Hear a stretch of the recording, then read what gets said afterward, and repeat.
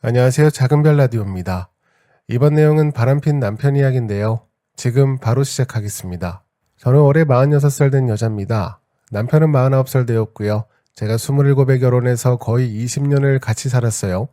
그동안 참고 속 끓이며 지내왔는데 하늘도 저를 불쌍히 여기셨는지 이번에 아주 큰 선물을 하나 주셨습니다. 저는 시집 오자마자 음식부터 배웠습니다. 시댁에서 음식점을 하나 운영하고 있어서 너무 자연스럽게 거기 음식점에 나가 일부터 배웠습니다.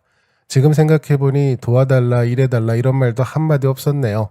당연하다는 듯 했으니까요. 당시 시어머님이 주방을 보셨고 아버님이 홀을 보시면서 운영을 맡아서 하셨어요. 저희 남편은 그때는 회사 다니는 직장인이었습니다. 저도 연애 당시에 그렇게 알고 사귀었던 거고요. 한 가지 대단한 건 아버님이 사업 수완이 좋으셔서 다른 잘 나가는 음식점들 다녀오시고 이렇게 바꾸고 저렇게 바꾸고 하시다가 가게도 옮기고 그러면서 점점 음식점이 커지기 시작했어요. 운이 좋기도 했고 워낙 부지런하셔서 남들이 봐도 충분히 성공할 수밖에 없긴 했으니까요. 그렇게 음식점이 커지자 저희 남편도 다니던 직장을 그만두고 가게로 들어와 함께 일하기 시작했고요. 이게 참 웃긴 게 집안일도 그렇고 음식점 일도 그렇고 주방은 무조건 여자에게 맡기셨어요. 나중에 그것 때문에 크게 꼬였지만요. 원래는 저희도 분가에서 지내다가 가게를 옮기면서 집까지 싹 다 바꿨어요. 그래서 가게 뒤편에 있는 빌라에서 저희가 2층에서 지냈고 시부모님은 3층에서 지내시게 되었습니다. 합가나 다름없는 상황이었어요. 당시엔 합가가 크게 의미가 없긴 했어요. 어차피 식당에서 매일 뵙기 때문에 집이 가깝든 멀든 받는 스트레스는 늘 같았거든요. 일이 고되긴 했지만 그건 힘든 것도 아니었습니다. 저희 남편이 정말 문제였거든요. 고통은 고통으로 잊는다고 하는데 정말 그 말이 딱 맞았어요. 남편이 가게에 들어오면서부터 기존에 봤던 고통이 싹 사라지게 되었으니까요. 남편이 속썩이는 바람에 오로지 남편에게 온 신경이 가서 다른 문제는 눈에 들어오지도 않았네요. 남편이 식당에 들어와 일했을 때가 40살 때였습니다. 지금 거의 10년 가까이 되었죠. 근데 그 10년 동안 제가 의심한 바람만 4번이었습니다. 정말 부지런하게 만나고 다니더라고요. 물론 그 4번의 바람을 얌전히 견딘 건 아닙니다. 첫 바람은 남편 자동차 트렁크에서 발견했는데요. 남편이 다니던 회사를 관두고 가게를 본다고 나오자마자 제일 먼저 차부터 바꿨거든요. 퇴직금 싹 긁어다가 시꺼먼 외제차로 한 대 뽑았더라고요. 그때도 잔소리를 많이 했는데 음식점 앞에 고급 차들이 주차하고 있어야 손님들이 더 몰린다고 하더라고요. 나중에 보니 손님이 몰리는 게 아니라 여자가 더 몰리는 것 같았네요. 차 뽑고 3달도 지나지 않아서 들켰거든요. 그날도 제가 남편 자동차 트렁크에서 누가 매실 진액을 줬다고 하길래 그거 가져오려고 혼자 내려가서 봤습니다. 차가 커서 그런지 트렁크도 넓더라고요. 제일 구석에 그 상자가 박혀있길래 남편 골프 가방도 밀어넣고 혼자 거기서 낑낑거리며 상자를 꺼내고 있었어요. 근데 남편 골프 가방에서 작은 상자가 하나 툭 떨어지는 겁니다. 그래서 열어보니 웬 목걸이가 있더라고요. 순간 이게 뭔가 누구 건가 하면서 디자인을 보니 어머님들이 건 아닌 듯해서 제 것 아니면 신우 건가 했습니다. 그리고 며칠 뒤 어떤 여자가 음식점에 왔는데 그때 그 목걸이를 하고 왔더라고요. 손님으로 와서 주문하던데 집에서 쉬고 있던 남편이 달려나와 직접 주문도 받고 음식도 주고 입꼬리가 실룩거리면서 행복해 보이더군요. 그래서 그날 바로 뒤집었습니다. 제가 초보였어요. 바로 뒤집는 게 아니라 더 두고 봤어야 했는데 너무 화가 나서 남편하고 대판 싸웠습니다. 남편은 당연히 아니라고 무슨 목걸이냐고 모른 척했고 카드 명세서 가져오라고 소리를 지르고 난리도 아니었거든요. 결국 위층에 계신 시아버님까지 오셔서 저희를 말리기 시작하셨습니다. 당연히 아들 편을 드셨고요. 그럴 사람이 아니라고 오해했을 거라면서 저를 몰아세우더군요. 나중에는 카드 명세서까지 찾아내서 제가 한 번 더 난리를 쳤는데 끝까지 아니라고 하고 시부모님 반응은 뻔했고요. 그날부터 저는 의부증이 있는 며느리로 찍혔습니다. 변호사도 찾아가서 만나고 상담도 받아보고 했지만 제가 가져온 증거로는 턱없이 부족하다고 증거를 더 모아오라고 하더라고요. 그날 이후로 가게에 나가 일을 해도 아무 의욕이 없고 이게 사는 건가 싶고 답답했습니다. 그때 시아버님이 저에게 잠깐 이야기하자고 하시더니 그때 처음으로 재산 이야기를 꺼내셨어요. 상속 이야기를 하셨습니다. 나중에 시간이 지나면 지금 가게가 다 너희 몫이라며 힘내라고 하시더라고요. 그러면서 끝까지 자기 아들은 절대 바람을 피울 사람이 아니라고 다른 건 몰라도 그건 믿어도 된다고 하셨습니다. 물론 저는 안 믿었고요. 상속 이야기까지 꺼내며 저의 기분을 풀어보려 하셨지만 저희 시부모님이 정말 너무 건강하십니다. 최근 모습만 보면 제 남편 혈색보다 아버님 혈색이 더 좋으시거든요. 어머님도 점점 젊어지셨고요. 그리고 그 당시에는 아이들도 아직 어렸고 이혼을 하려 해도 증거도 없고 그렇다고 의부증 환자 취급받으면 맨몸으로 나가기도 억울했고요. 이래저래 앞뒤가 다 막혀있는 상황이라 그냥 그렇게 넘어갔습니다. 가게 물려받으려고 버틴 건 아니지만 정말 황당했던 게 아버님이 저번에 상속 이야기를 꺼내시더니 일주일도 안 돼서 갑자기 저희 신우가 가게로 나오더라고요. 그러면서 부랴부랴 주방에서 일을 배우고 그 모습을 보며 할 말이 없었습니다.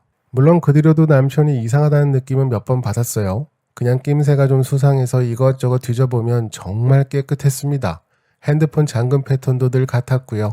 제가 알고 있다는 걸 아는지 절대 바꾸지 않고 그대로 두더라고요. 그때 저에게 한번 크게 당하고부터는 훨씬 조심하는 것 같았습니다. 그렇다고 제가 음식점 비우고 남편 미행하고 그러기도 현실적으로 불가능했고요. 그러던 어느 날 정말 완벽한 증거가 알아서 저에게 굴러들어왔어요. 일단 저희 음식점에 쓰여있는 영업시간은 오전 11시부터 오후 11시까지입니다. 근데 사실상 출근은 9시 이전에 해서 퇴근도 거의 12시가 되어야 끝나거든요. 그래서 가게 운영을 점심과 저녁으로 두 개로 나눠서 하고 있습니다. 점심타임은 제가 주방을 보고 아버님이 홀에 계셨고요. 저녁타임은 어머님과 신우가 주방에 있고 남편이 홀을 봅니다. 물론 다른 직원분들도 계시고요. 그래서 제가 주로 가게 오픈을 맡고 남편이 가게 마감을 맡아서 합니다. 전 항상 8시까지 출근해서 음식점을 살펴보고 바로 주방에 들어가거든요. 근데 어느 날부터 11번 테이블이 좀 지저분하더라고요. 의자 시트도 막 구겨져 있고 그냥 딱 봐도 누가 앉았다가 나간 느낌이었어요. 당연히 CCTV랑 다 확인해 봤는데 정말 딱 그 11번 테이블만 안 보였습니다. 그 위치가 음식점 입구로 들어가면 왼편에는 계산대가 있고 바로 오른편에 큰 어항이 하나 놓여있거든요. 그 어항 때문에 가려서 안 보이더라고요. 그래서 하루는 제가 빗자루를 들고 가서 11번 테이블 맞은편에 있는 카메라를 슬쩍 돌려놨습니다. 그렇게 각도를 다시 잡아놓고 다음날 다시 확인해 봤습니다. 그날은 아무것도 없더라고요. 그리고 그냥 잊어버리고 지냈어요. 3일 정도 지나 갑자기 생각이 나서 다시 CCTV 영상을 확인해 봤습니다. 오래 볼 것도 없었어요. 마감 후 상황만 보면 되니까요. 한 5분 정도 보는데 영상에서 이상한 모습이 보이더라고요. 한 여자가 11번 테이블에 있었습니다. 입구로 누가 들어오는 흔적은 없고 어느 순간부터 11번 테이블에 혼자 앉아 휴대폰을 보고 있었습니다. 그 시간에 저희 남편은 계산대에 앉아 있었고요. 한참 뭘 정리하는 것 같았고 가게불을 하나씩 끄더니 주방불만 켜놓더라고요. 불을 다 꺼놔도 어항이 옆에 있어서 그 조명 때문에 사람 모습은 다 보였어요. 그러더니 저희 남편이 아주 자연스럽게 11번 테이블로 가는 겁니다. 그 다음부터는 예상했던 상황이었고요. 둘이서 아주 분주하더군요. 아무리 분주하게 해봐야 금방 끝나서 한 10분도 안 돼서 허겁지겁 일어나더니 가게 정문이 아닌 주방 쪽 문으로 나가는 것 같았습니다. 정말 얼마나 지능적으로 피해 다녔는지 알겠더군요. 아주 영화가 따로 없었네요. 진짜 대단한 게 제가 가만히 보니까 남편 자동차도 늘 11번 테이블 앞쪽 창가에 세워놓는 것 같았고요. 그렇게들 자기 자동차로 막아놓고 있더라고요. 행동 하나하나가 다 이유가 있더군요. 노력이 대단해 보였네요. 그렇게 며칠을 더 지켜봤어요. 이번엔 예전처럼 혼자 열받아서 바로 쫓아가서 소리 지르거나 화내지 않았습니다. 최대한 꾹 참고 증거를 모았거든요. 그러다 보니 그 여자가 누군지도 알았고 저희 가게에서 일하는 직원이더라고요. 남편과 같이 저녁 타임만 와서 일하는 홀에서 근무하는 직원이었습니다. 저한테 엄청 공손하게 사모님이라면서 밝게 인사하던 여자였는데 제 뒤에서 저러고 있었을 줄 누가 알았겠나요? 생각할수록 너무 화가 났습니다. 영상은 충분히 모았고 CCTV 각도를 다시 원래대로 맞춰놨어요. 녹화한 영상은 따로 저장해뒀습니다. 그리고는 하루 날 잡고 남편이 일하는 저녁 타임에 음식점으로 가봤어요. 마감 시간에 맞춰서 혼자 슬쩍 들어가 봤습니다. 가게는 청소 중이었고 남편은 주방에 갔는지 홀에 없더라고요. 그래서 곧바로 그 11번 테이블에 앉아 있었습니다. 저도 거기 앉아서 휴대폰을 보고 있었어요. 그렇게 한참을 거기 앉아 있는데 어떤 여자가 제가 있는 테이블로 오더군요. 그 여자였습니다. 11번 테이블에 제가 앉아 있는 걸 보고는 소스라치게 비명을 지르더라고요. 저도 그 소리에 깜짝 놀랐고요. 남편은 주방에서 뛰어나오더니 무슨 일이냐고 그 직원에게 반말로 아주 걱정스럽게 물어보더라고요.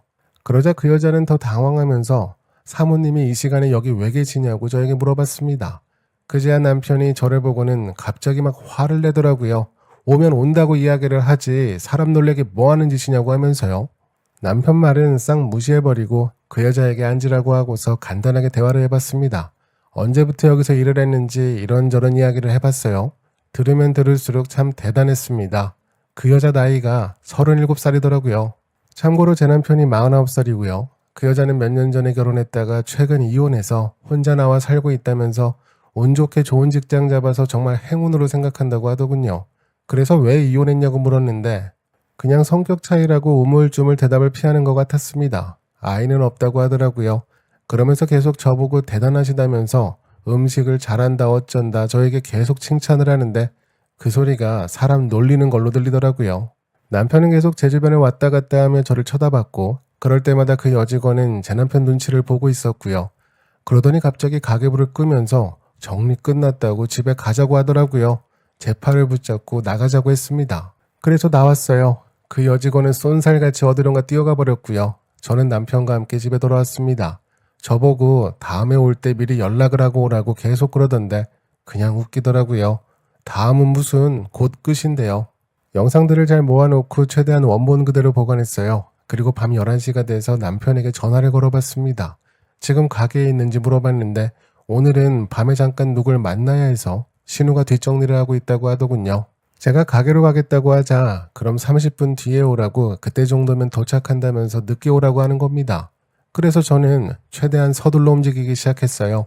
바로 시부모님이 지내시는 3층으로 뛰어 올라갔습니다. 올라가자마자 현관문을 막 두드렸어요. 시어머님이 짜증을 내며 문을 열어주셨고 전 곧바로 시아버님에게 갔습니다. 엄청 걱정하는 표정을 지으며 최근 가게에 밤마다 도둑이 들어오는 것 같다고 이거 빨리 신고해야겠다고 했습니다. 평소 재산을 엄청 아끼는 아버님은 화들짝 놀라시며 대체 무슨 소리냐고 무슨 도둑이 들었냐며 벌떡 일어나시더라고요.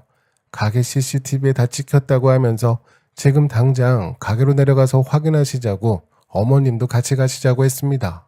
시부모님은 서둘러 옷을 갈아입으셨고 그렇게 마감 시간에 맞춰서 시부모님을 모시고 저희 음식점에 도착을 했어요. 도착해서 어항 뒤편을 슬쩍 보니 역시 이번에도 그 여자가 11번 테이블에 앉아 휴대폰을 하며 있더군요. 시아버님은 소리를 지르며 들어가셨고 그 소리에 놀라 주방에 있던 신우까지 서둘러 나오더라고요. 계산대 뒤편에 있는 CCTV 화면으로 갔고요. 거기서 제가 준비한 영상들을 하나하나 틀어놓기 시작했습니다. 시아버지는 영상 속 11번 테이블에 있는 여자를 손으로 가리키시며 저 여자가 누구냐며 왜 저기 혼자 앉아있냐고 하시더라고요. 가게불이 다 꺼지고 테이블에 남편이 다가가는 장면까지 다 보셨습니다. 일부러 다른 영상은 넣지 않고 정말 딱 11번 테이블만 나오는 화면만 보여드렸어요. 그러니 저게 누군지 바로 알 수가 없겠죠. 옆에서 시어머님은 비명을 지르시며 고개를 돌려버리셨고요. 근데 신우는 엄청 재밌게 보더라고요. 뜬금없이 테이블 의자가 참 튼튼하다고 저 의자 얼마에 맞췄냐고 물어보더군요. 세 번째 영상이 나오자 신우가 갑자기 뭐야 저거 우리 오빠 아니야? 내가 저거 기억하는데 정말 똑같은데?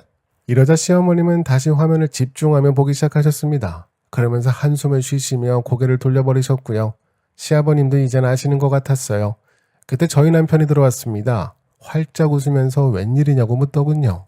아버님과 어머님은 아무 말씀이 없으셨고 신우만 혼자 싱글벙글 웃으면서 여기 와서 이것 좀 보라고 하더라고요. 남편은 영상을 보자마자 엄청 당황했고 옆에서 신우가 눈치 없이 계속 이거 오빠 옷이랑 정말 똑같은데? 라며 이야기를 하는데 남편은 계속 아니라고 소리를 지르더라고요. 예전에도 그랬고 지금도 아니라고 하는 건 같더군요. 그래서 11번 테이블에 있는 그 여자를 제가 데려왔어요. 한번 직접 와서 보라고 아는 손님이냐고 물어봤습니다.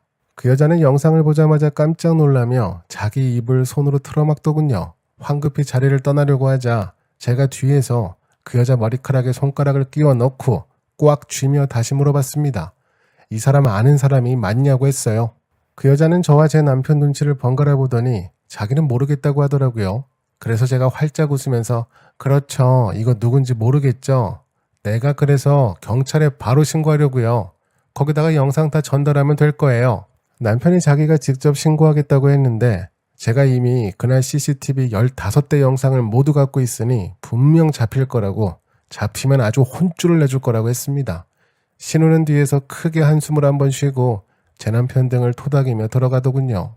저는 그 여자를 꽉 붙잡고 이런 영상이 4편이 더 있으니 끝까지 보라고 했어요. 시아버님은 그런 제 모습을 보시더니 엄청 가라앉은 목소리로 그러시더군요. 너 지금 이렇게까지 하는 이유가 뭐냐?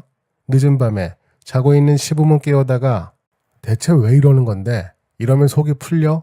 무슨 소리를 듣고 싶은 거냐 대체? 그러자 시어머님도 옆에서 소리를 지르며 그냥 둘이서 알아서 해결하고 끝낼 것이지 정말 지독해도 너무 지독하네. 예전부터 내 진작 알아봤다. 그래서 제가 어차피 무슨 말을 해도 의부증 걸린 미친 사람 취급할 텐데 지독한 건 제가 아니라 어머님이시라고 10년 전에 나한테 뭐라고 하셨냐고 저도 그 자리에서 소리를 질러버렸습니다. 그러자 시부모님들은 그냥 나가버리셨고요. 제가 붙잡고 있던 그 상간녀도 은근슬쩍 나가려고 하자 제가 다시 휘어잡았습니다. 저 영상에 있는 여자 누군지 말하라고 그러기 전까지는 절대 못 간다고 했어요. 결국 무릎을 꿇고 울면서 죄송하다고 저에게 싹싹 빌더군요. 내가 한 달을 참으며 영상을 모았다고 저기 11번 테이블을 볼 때마다 열불이 나서 당장에 부숴버리고 싶을 때가 한두 번이 아니었는데 꾹 참았다고 했습니다.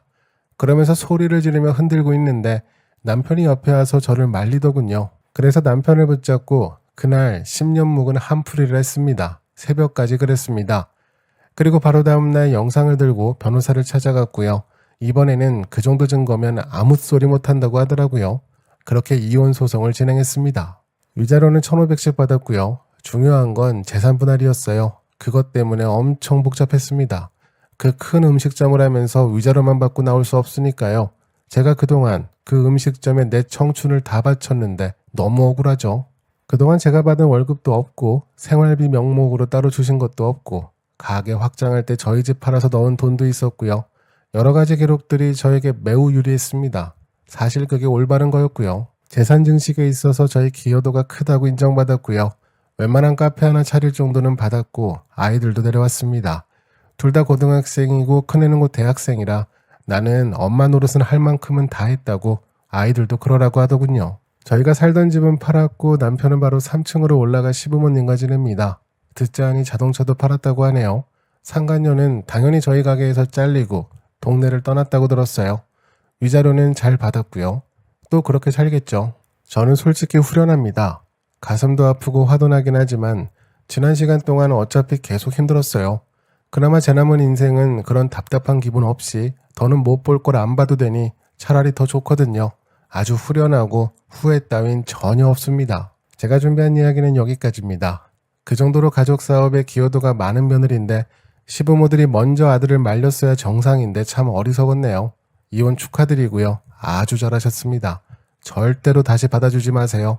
시청해주셔서 정말 감사합니다. 작은별 라디오였습니다.